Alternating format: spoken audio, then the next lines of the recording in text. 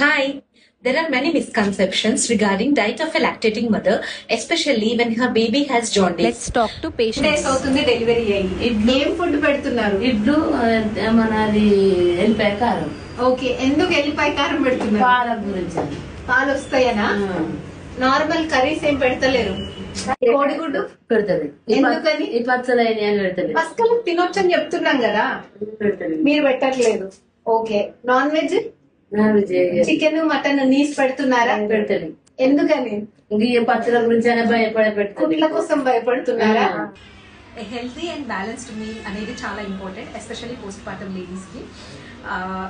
Diet rich in protein, fats అనేది చాలా చాలా ఇంపార్టెంట్. సో మన ప్రోటీన్కి బెస్ట్ సోర్స్ అనేటువంటిది ఎగ్తో పాటు నాన్ వెజ్ కూడా. సో బేబీకి జాండీస్ ఉందని చెప్పేసి, లేదంటే మదర్కి కుట్లు మానలే అని చెప్పేసి ఈ ప్రోటీన్ అవాయిడ్ చేయడంలో ఏమాత్రం అర్థం లేదు. ఫర్ మంచి బ్రెస్ట్ మిల్క్ రావాలి అంటే కూడా మంచి డైట్ తీసుకోవడం అనేది చాలా చాలా important. I hope this is useful. Thank you.